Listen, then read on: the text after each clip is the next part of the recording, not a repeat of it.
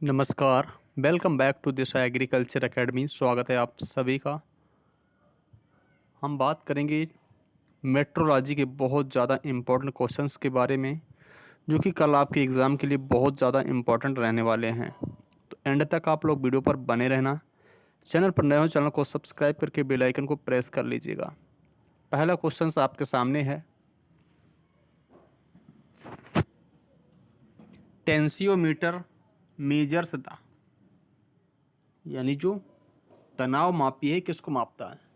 बहुत ज़्यादा इंपॉर्टेंट है, आपसे सीधा प्रश्न पूछा जाएगा कि मृदा नमी को किसके द्वारा मापते हैं, तो आपको बताना है टेंसियोमीटर के द्वारा। टेबल आपके सामने दी गई है। अगर आपसे पूछे कि मृदा घनत्व यानी सॉइल डेंसिटी को किससे मापते हैं, क्या मैंने बोला, मृदा घनत्व यानी सॉइल डेंसिटी को किसके द्वारा मापते हैं, तो ये मापते हैं पिकनोमीटर के द्वारा। किसके द्वारा? पिकनोमीटर के द्वारा। वहीं पर टेंसियोमीटर से क्या मापते हैं, तो टेंसियोमीटर से मापते हैं भैया, क्या मापते हैं, टोटल सॉइल मॉइस्चर टेंशन, पूर्ण मृदा जल तनाव को मापते हैं। क्या मापते हैं? टेंसियोमीटर से जो है पूर्ण मृदा जल तनाव को मापा जाता है। वहीं पर अगर आपसे पूछा जाए कि लाइसीमीटर से क्या मापते हैं, अगर आपसे पूछा जाए कि लाइसीमीटर से क्या मापते हैं, तो आप बता दीजिएगा कि वाष्पीकरण और बाष्पोत्सर्जन, इसको किससे मापते हैं? लाइसीमीटर से। Moving forward, question number 2। Question number 2 काफ़ी इंपॉर्टेंट है। Solar radiation is measured by, यानी जो सोलर रेडिएशन है, जो सौर विकिरण है, इसको किसके द्वारा मापते हैं, तो इसको तो मापते हैं पायरेनोमीटर के द्वारा। और जो घनत्व है, जो डेंसिटी है, इसको मेजर करते हैं हाइड्रोमीटर से। तो यहाँ पे जो राइट आंसर हो जाएगा option number B. Moving forward, question number next. लेकिन टेबल देखेंगे हम लोग, इसमें जो है बहुत ज़्यादा इंपॉर्टेंट चीज़ें आपके लिए दी गई हैं। अगर आपसे पूछे कि सोलर रेडिएशन को किसके द्वारा मापते हैं, तो आप बता दीजिएगा पायरेनोमीटर। वहीं पर वायु की गति आप पूछेगा कि विंड की स्पीड किससे मापते हैं, तो आप बता दीजिएगा एनीमोमीटर। वहीं पर वाष्पोत्सर्जन दर, जो वाष्पोत्सर्जन की दर है, जो ट्रांसपिरेशन रेट है, उसे मापते हैं किससे? इवेपोरीमीटर से मापते हैं, ठीक है ना। वहीं पे भूमि में पानी की कमी या फिर मृदा नमी, ये मापते हैं टेंसियोमीटर से। और जो वर्षा का जल है, उसको मापते हैं रेन गेज से। तो ये टेबल काफ़ी इंपॉर्टेंट है आपके लिए, इसे याद कर लीजिएगा। नेक्स्ट क्वेश्चन, अगेन आपके सामने क्वेश्चन काफ़ी इंपॉर्टेंट है। आईएमडी, जिसका पूरा नाम है इंडियन मेट्रोलॉजिकल डिपार्टमेंट, आपसे पूछ रहा कि इसकी स्थापना कब की गई थी, यानी कहाँ पर की गई थी। सो गाइस, जो इसकी स्थापना करी गई थी, प्रेजेंट समय पर इसका मुख्यालय कहाँ पे है, ध्यान रखिएगा, वर्तमान समय में इसका मुख्यालय है नई दिल्ली में, ठीक है ना। और इसकी जो स्थापना करी गई थी 1875 में करी गई थी बच्चों, पहली बार महाराष्ट्र पुणे में। तो ये बातें आपको आनी चाहिए, थोड़ी थोड़ी इंपॉर्टेंट बातें हैं जिनको आपको समझना है। अगला प्रश्न आपके सामने है, जल स्तर को मापने का उपकरण है, the instrument for measuring water table. तो बताया था मैंने, वाटर टेबल को मेजर करने किसका यूज करते हैं, यहाँ पे यूज करेंगे पीजियोमीटर का। पीजियोमीटर राइट आंसर हो जाएगा। अगेन टेबल आपके सामने है, जल की गहराई को किससे मापते हैं, डेप्थ ऑफ वाटर टेबल, तो ये तो मापते हैं पीजियोमीटर से। वहीं पे बाष्पोत्सर्जन मापते हैं किससे, पोटोमीटर से। और बाष्पन बाष्पोत्सर्जन जो है, जो इवेपो ट्रांसपायरेशन, जिसको मैंने बोला बाष्पन बाष्पोत्सर्जन, इसको इंग्लिश में बोलते हैं इवेपो ट्रांसपायरेशन, ये मापते हैं अपन लोग किससे, लाइसीमीटर से। और जो रूट का प्रेशर, जो जड़ दबाव है, उसको मापते हैं मैनोमीटर से। और ऊंचाई मापते हैं अल्टीमीटर से। और वायु की गति जो है वो मापते हैं एनीमोमीटर से। आगे चलेंगे, क्वेश्चन नंबर नेक्स्ट। अगला प्रश्न कि soil water potential can be measured by, यानी जो सॉइल वाटर पोटेंशियल है, मृदा जल विभव है, उसको किसके द्वारा मापते हैं, तो उसे तो मापते हैं जो है टेंसियोमीटर, न्यूट्रॉन मॉइस्चर मीटर और प्रेशर प्लेट ऑपरेटर्स, यानी ये तीनों विधियां प्रयोग में लाते हैं। क्या मैंने बोला, जो सॉइल वाटर पोटेंशियल है, उसको अपन लोग मापने के लिए जो विधियां यूज में लेते हैं, जो मेथड्स यूज में लेते हैं, वो टेंसियोमीटर है, न्यूट्रॉन मॉइस्चर मीटर है, pressure plate apparatus, all of the above. तो आंसर यहाँ पे राइट हो जाएगा all of the above. Moving forward, question number next. अगला प्रश्न भी काफ़ी ज़्यादा इम्पोर्टेंट है। The condition of the atmosphere at a given place and a time of termed, यानी एक दिए गए निश्चित स्थान पर और समय पर जो वायुमंडल की जो एक्टिविटीज़ होती हैं, जो वायुमंडल की दशाएं घटित होती हैं, उससे क्या बोलते हैं? उससे तो बोलते हैं वीदर बोलते हैं, यानी मौसम।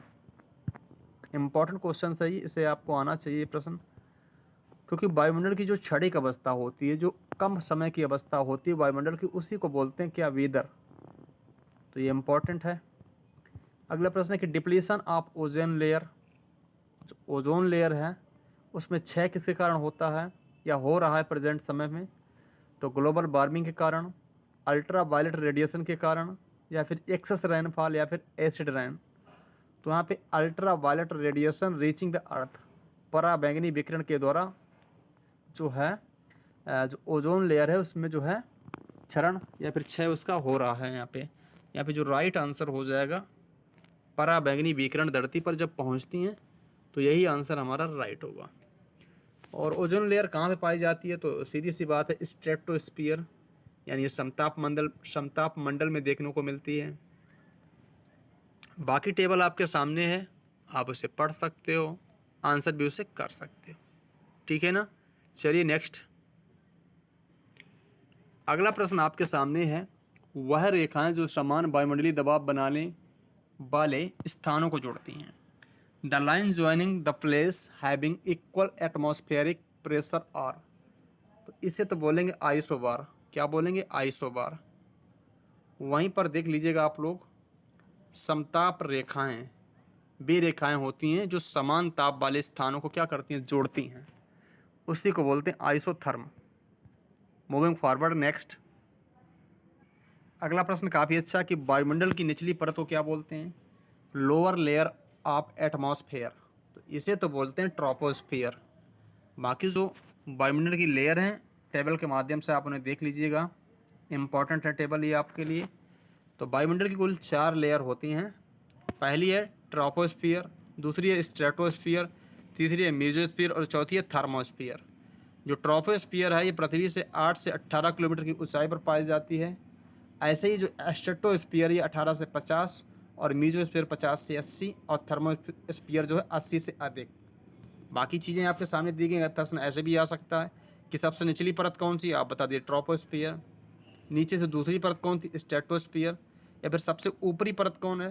थर्मोस्फियर। इसी को बोलते हैं आयनोस्फियर। तो ये चीज़ें हैं जिनको आपको समझ के चलना है। जो भी मौसम संबंधी एक्टिविटी होती हैं, मौसम संबंधित जो भी गतिविधियां होती हैं, चाहे वर्षा हो, तूफान, आंधी, है ना, भूकंप, इस प्रकार की जो एक्टिविटी घटित होती हैं वो ट्रोपोस्फियर में होती हैं। बाकी वायुयान चलाने के लिए ओजोन लेयर कहाँ पे पाई जाएगी? तो स्ट्रेटोस्फियर में। अगला प्रश्न। अगला प्रश्न भी काफ़ी ज़्यादा इंपॉर्टेंट है कि बादल जो लगातार वर्षा के लिए उत्तरदायी, उन्हें क्या बोलते हैं? ऐसे क्लाउड्स जो कंटिन्यू रेनफॉल करते हैं, कंटिन्यू प्रेसिपिटेशन करते हैं, उनको क्या बोलते हैं? उनको बोलते हैं निम्बो स्टेटस। क्या बोलते हैं? निम्बो स्टेटस। बादल सबसे ज़्यादा वर्षा करते हैं ये। और वहीं पर जो क्यूमुलो निम्बस है, इनको जो है थंडर हेड के नाम से जानते हैं, क्योंकि ये जब बारिश करते हैं ना, गरज के साथ बिजली भी तड़पेगी, बहुत ज़्यादा गरज, बादल भी बहुत ज़्यादा गरजेंगे, और बहुत ज़्यादा ठंड भी इन्हीं के कारण, इनका पानी बहुत ही ज़्यादा ठंडा होता है, एक तरीके से कह सकते हैं हम लोग। तो ध्यान रखिएगा। अगला प्रश्न है कि फ्लेम फोटोमीटर का यूज कहाँ पे करते हैं? तो पोटेशियम की मात्रा को मेजर करने के लिए अपन लोग फ्लेम फोटोमीटर का यूज करते हैं। Next question. अगला क्वेश्चन है कि कौन सा मौसम पूर्वानुमान किसानों के लिए सर्वाधिक उपयोगी है? ये काफ़ी इंपॉर्टेंट है, वेरी वेरी इंपॉर्टेंट क्वेश्चन है। तो जो मौसम का पूर्वानुमान है, 3 टाइम के लिए किया जाता है। एक तो होता है शॉर्ट ड्यूरेशन के लिए, एक मीडियम, एक लॉन्ग। जो शॉर्ट है इसका टाइम पीरियड होता है 72 घंटे से कम, यानी कह सकते हैं 3 दिन से कम। वहीं पे जो मीडियम का टाइम वो 3 से 10 दिन के लिए भविष्यवाणी की जाती है, और इसकी जो है 10 दिन से अधिक के लिए करते हैं लॉन्ग की। तो जो लॉन्ग वाला है बच्चों, इसका कहाँ पे यूज़ करते हैं? क्रॉपिंग पैटर्न बनाने में इसका यूज़ किया जाता है। अगर आपसे पूछे कि क्रॉपिंग पैटर्न बनाने के लिए कौन सा जो है भविष्यवाणी मानी जाती है सही, तो वो लॉन्ग डे हो जाएगा। ठीक है ना? चलिए क्वेश्चन नंबर नेक्स्ट। अगला प्रश्न आपके सामने कि इंफ्रारेड थर्मामीटर से क्या मापते हैं? इंफ्रारेड थर्मामीटर से क्या मापते हैं? तो क्रॉप कैनापी टेम्परेचर, फसल के अंदर की जो क्रॉप कैनापी होती है उसका तापमान मापने के लिए इसका यूज करते हैं। आगे बढ़ेंगे, क्वेश्चन नंबर नेक्स्ट। आगे टेबल आपके सामने है, इस टेबल को आप लोग रीड करिए बढ़िया से। प्रश्न है, जैसे सॉइल थर्मामीटर से क्या करते हैं, भूमि का तापमान किससे मापते हैं? सॉइल थर्मामीटर से। वहीं पे पौधे की वृद्धि मापेंगे केस्कोग्राफ से। और हवा की दिशा यानी वायु की दिशा मापते हैं विंड बेंच से।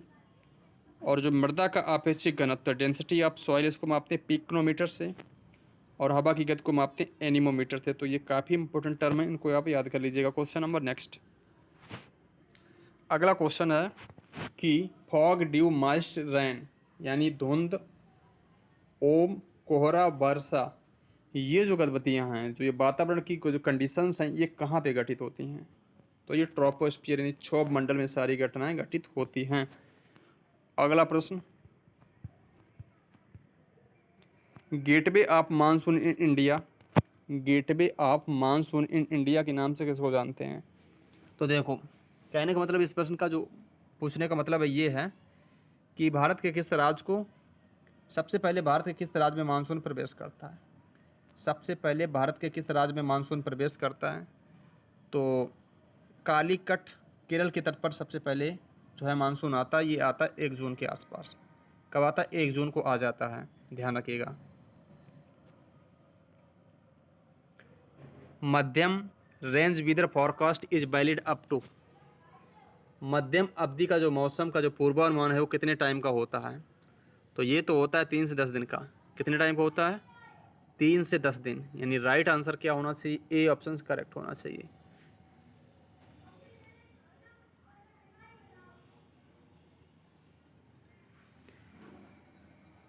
इसका जो राइट आंसर होगा ऑप्शन नंबर ए। अगला प्रश्न, पृथ्वी तल के ठीक ऊपर वायुमंडल की सतह को क्या बोलते हैं? तो इसको बोलते हैं भैया ट्रोपोस्फियर। इसको क्या बोलेंगे? इसको बोलेंगे ट्रोपोस्फियर यानी क्षोभ मंडल। क्वेश्चन नंबर नेक्स्ट, MHD का पूरा नाम आपको बताना है। तो magneto hydro dynamic, option number A correct है। एक चार्ट या नक्शा जिस पर चयनित मौसम संबंधी तत्वों का वितरण एक बड़े क्षेत्र में निर्दिष्ट समय पर प्रदर्शित होता है, उसे क्या बोलते हैं? उसको बोलते हैं गाइज साइनॉप्टिक चार्ट। उसे क्या बोलेंगे? साइनॉप्टिक चार्ट बोला जाएगा। अगला प्रश्न है कि ठंडे बादल रोपण में उपयोग करने वाले रासायनिक यानी कोल्ड क्लाउड शेडिंग, तो इसके लिए जो यूज करते हैं वो करते हैं अपन लोग सिल्वर, क्या करेंगे? सिल्वर ऑल करेंगे। चाहे सिल्वर आयोडाइड हो, चाहे सिल्वर क्लोराइड हो, चाहे सिल्वर सल्फाइड हो। तो यहाँ राइट आंसर हो जाएगा ऑल ऑफ द एबव यानी ऑप्शन नंबर डी। अगला प्रश्न है कि ET is measured using, ET किसको मापते हैं? इवेपो ट्रांसपायरेशन, वाष्पन, ये मापते हैं लाइसीमीटर से। इसका जो राइट आंसर हो जाएगा वो क्या होना चाहिए? इसका तो राइट आंसर होगा ईटी, इवेपो ट्रांसपायरेशन लाइसीमीटर, यानी ऑप्शन नंबर ए राइट हो जाएगा। बाकी टेबल आपके सामने है। सॉइल मॉइस्चर टेंशन की बात करें तो टेंसियोमीटर, इवेपो ट्रांसपायरेशन की तो लाइसीमीटर, वाटर इवेपोरेशन इवेपोपाइरेडमीटर और ट्रांसपेरेशन पोटोमीटर। अगला प्रश्न काफ़ी इंपॉर्टेंट है कि मानसून वो किस भाषा का शब्द है? तो मानसून एक अरबी भाषा का शब्द है, ठीक है ना।